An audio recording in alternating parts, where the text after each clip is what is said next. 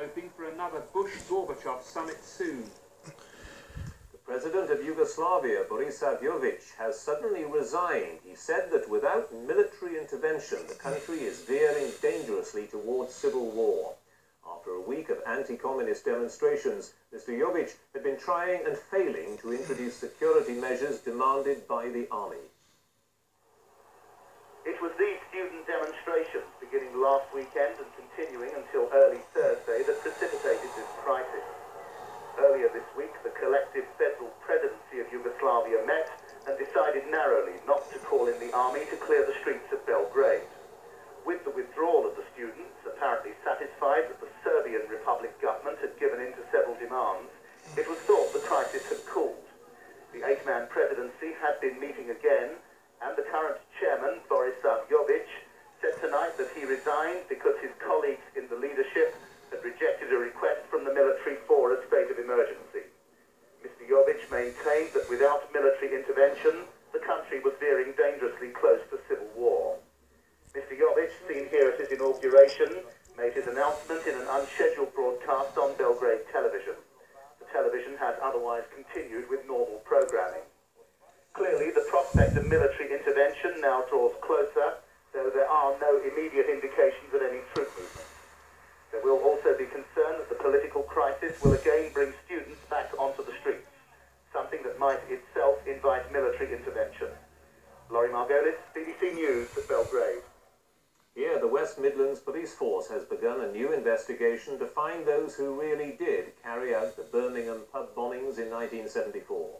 The Devon and Cornwall Police say they have almost completed their inquiry, which will determine whether charges are brought against any of the police officers who originally interviewed the 6.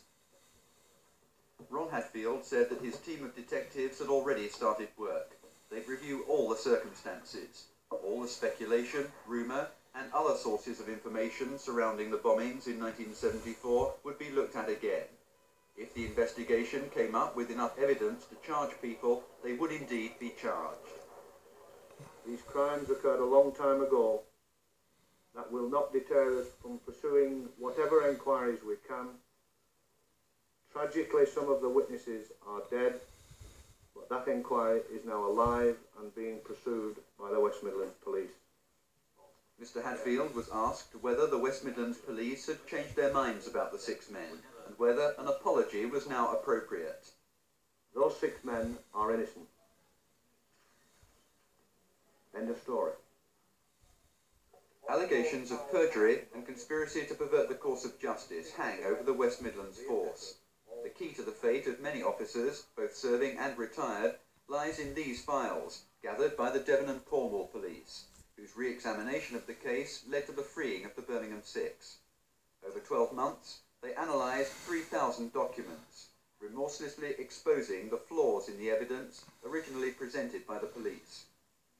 Were they surprised by what they'd found about the way the 1974 investigation was carried out? Surprised? Yeah. No. No. Disappointed. Disappointed. I say that not that I expected to find irregularities, but we went looking to see if there were any irregularities, so therefore I wasn't surprised. We knew what we were looking for. We thought we knew what we were looking for.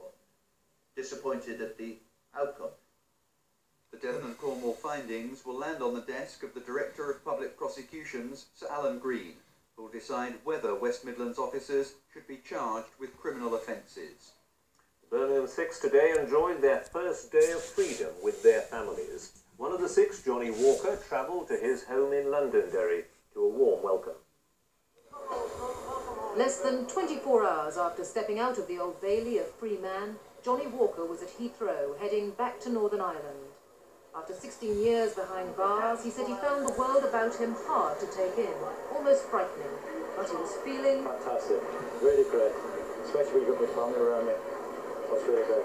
What's the first thing you want to do when you get back? Just pick up my 2 grandkids and give them a kiss. An hour or so later, among a throng of supporters and friends at Belfast Airport, he was able to do just that. As he cuddled 5-month-old Micah for the first time, he was swept along by his family to embark on the final leg of his journey home to Londonderry. and the city was waiting to give him a welcome he'll never forget. As the coach came into sight, thousands of people lined the route, and when they surged forward, the driver was finally forced to stop.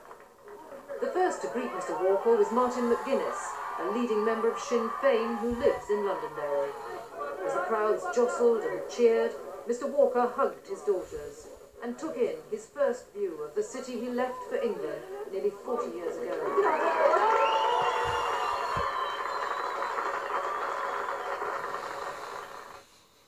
The first full day of freedom for the Birmingham Six had begun in luxury at a secluded hotel in Berkshire with their friends and families around them. Jerry Hunter looked relaxed as he enjoyed the simple pleasure of a walk outside a prison exercise yard. For Hugh Callahan, the oldest of the six, it was a time to get used to the feeling of being a real grandfather. For everyone, it was a chance to unwind. It's very relaxed, everybody's very happy, you know. It's like a dream. It's like a big weight's being lifted off everybody's shoulders. It's unbelievable. Later, her father, Richard, took a stroll with two of his grandchildren and gave his verdict on life as a free man. Beautiful, beautiful. Really good. He spent part of the day on a sightseeing tour of London, but apparently found the traffic choking, too much like prison, he said. And according to his brother, other aspects of modern life have left him a little confused. Sugar lumps he'd never, I don't think he's ever seen them before, and he didn't know what it was. So the little simple things in life and the new gadgets, and, you know, they're proving a bit difficult for him at the moment.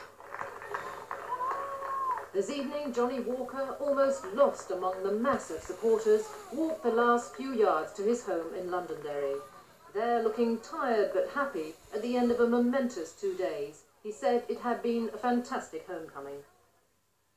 The Lord Chancellor, Lord Mackay, said today that calls for the resignation of the Lord Chief Justice, Lord Lane, were wholly unwarranted. Lord Lane had presided over a previous appeal by the Birmingham Six 3 years ago. The Lord Chancellor said he believed that the Royal Commission would find that all the judges in the case exercised their powers to the best of their ability. The man appointed to chair the first Royal Commission to be set up since the Conservatives came to power refused all interviews this afternoon, although he did agree to pose for photographs. Lord Runciman, a prominent businessman and Cambridge sociology don, is still at the planning stage of what should turn out to be the most wide-ranging review of the criminal justice system for many years. Meanwhile, the Shadow Home Secretary, Roy Hattersley, has added his voice to those who've been criticising the Lord Chief Justice. While stressing that it was not for a politician to tell a judge to resign, Mr Hattersley suggested that Lord Lane's position was untenable. There's been no response from Lord Lane himself, who was ironically supporting Mr Hattersley's policies in a House of Lords debate on life imprisonment earlier this week. But friends of the Lord Chief Justice say the criticism will make him more determined than ever not to resign from his job. And in an unusual move, the Lord Chancellor, Lord Mackay, has said he's been dismayed by calls for Lord Lane's resignation. In a statement, Lord Mackay said he had the fullest confidence in Lord Lane's integrity and his judicial qualities. Lord Mackay said he considered calls for Lord Lane's resignation wholly unwarranted. A leading barrister said there was no need for Lord Lane to resign. Well, if we all had to resign every time we made a mistake, even though it was a terrible mistake, we don't know where we'd be.